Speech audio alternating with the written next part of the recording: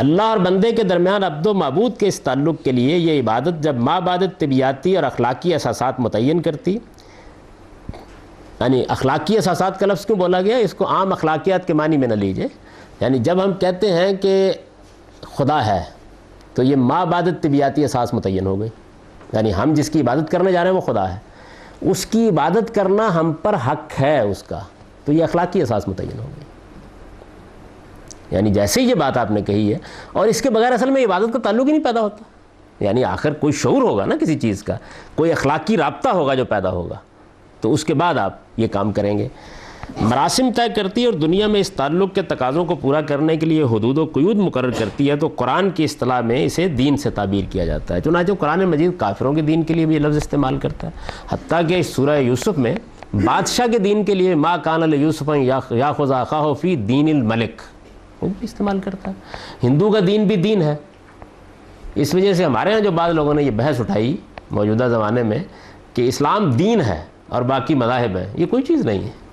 یعنی عربی زبان میں دین کا لفظ مذہب کے لیے استعمال ہوتا تھا، جس مفہوم میں مذہب کا لفظ ہم بولتے ہیں اسی مفہوم میں استعمال ہوتا تھا، اور مذہب یہ ہوتا ہے، دین بھی یہی ہوتا ہے۔ یعنی دنیا بھر میں جب دین کو بیان کیا جائے گا تو یہی تین چیزیں ہوں گی، کچھ مابعدت طبیعتی اساسات ہوں گی، اور پھر اس کے بعد کچھ مراسم اور حدود و قیود ہوں گے۔ ہندو کو آپ کہیں گے تمہارا دین کیا ہے، تو آپ دیکھیں گے کہ وہ تفصیلات سے قطع نظر یہ تینوں ہی چیزیں بیان کرے گا۔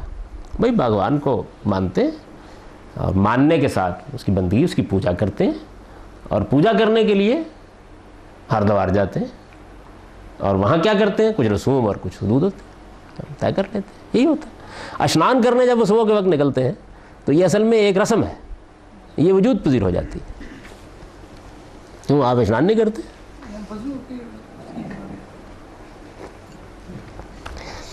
اللہ اور بندے کے درمیان عبد و معبود کے اس تعلق کے لیے یہ عبادت جب مابعدت طبیعتی اور اخلاقی اساسات متعین کرتی، مراسم طے کرتی، اور دنیا میں اس تعلق کے تقاضوں کو پورا کرنے کے لیے حدود و قیود مقرر کرتی ہے۔ یہ دیکھیے اس میں عبادت کی طرف افعال کی نسبت کی گئی ہے۔ یہ عبادت مطلب یہ ہے کہ میں یا آپ نہیں کرتے، بلکہ عبادت جیسے ہی وجود پذیر ہوتی ہے تو انسان کے شعور پر آتے ہی یہ تینوں چیزیں خود بخود طے کر دیتی ہیں۔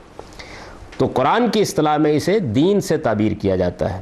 اس کی جو صورت اللہ تعالیٰ نے اپنے پیغمبروں کی وساطت سے بنی آدم پر واضح کی ہے، قرآن اسے الدین کہتا ہے۔ یعنی اب ظاہر ہے کہ جب ہم اپنی اصطلاح میں الدین کہتے ہیں تو یہی کچھ ہے جو اللہ تعالیٰ نے اپنی پیغمبروں کی وساطت سے ہم کو دے دیا ہے، اور اس کے بارے میں انہیں ہدایت کرتا ہے۔ یعنی یہ جو الدین ہے اس کے بارے میں اللہ تعالیٰ ہدایت کرتا ہے کہ وہ اسے، یعنی بنی آدم اسے، انسان اسے بالکل درست اور اپنی زندگی میں پوری طرح برقرار رکھیں اور اس میں کوئی تفرقہ پیدا نہ کریں۔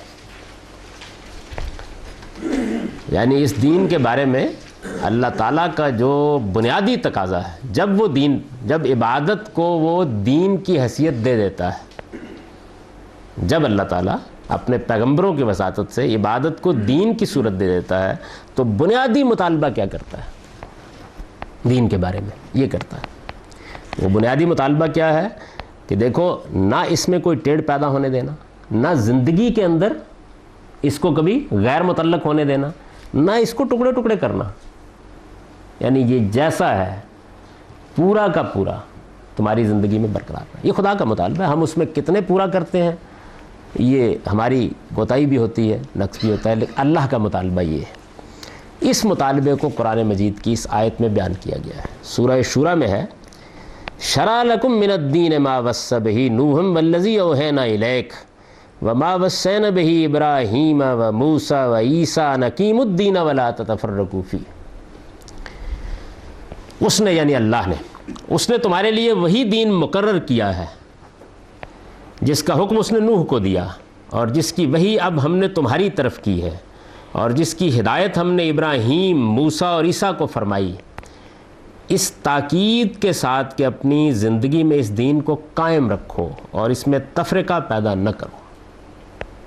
یعنی یہ بنیادی مطالبہ ہے اللہ تعالیٰ کا۔